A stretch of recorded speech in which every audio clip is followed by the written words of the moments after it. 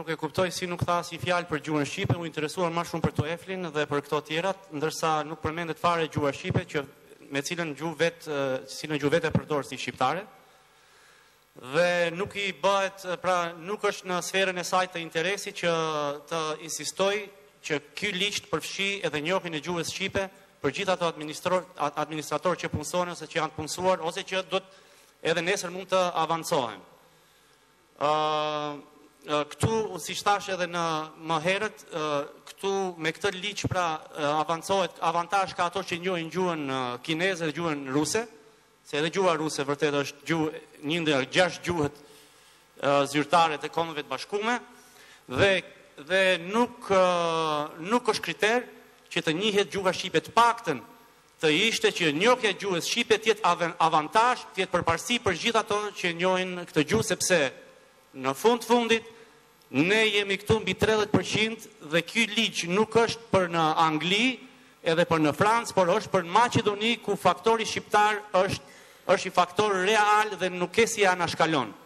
Sa i përket marrëveshjes sekretariatit për marrëveshjesorit. Sikur të kishte pak rëndësi ky sekretariat në këtë ligj, do kishim sot një përfaqësues të atij sekretariati këtu që do nga ai sekretariat që do mbronte këtë ligj, po natyrisht pa aftësia, pa fuqia që ka ky sekretariat për të implementuar gjithë ato punësime, ka treguar që ato s'kan fare interes për këtë ligj, sepse megjithatë ato nuk kanë fuqi të zbatojnë kompetencat e tyre.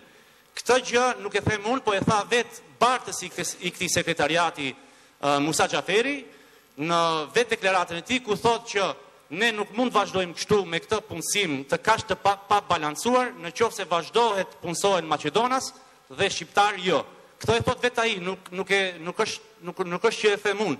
Tani, kur kemi një sekretariat të tillë me një kryesues kaq të paaftë dhe me kaq fuqi të dobët politike, si do i besoj unë këtij ligjit ku vetëm sekretariati ka kompetencë vetëm të bëj planet vjetore.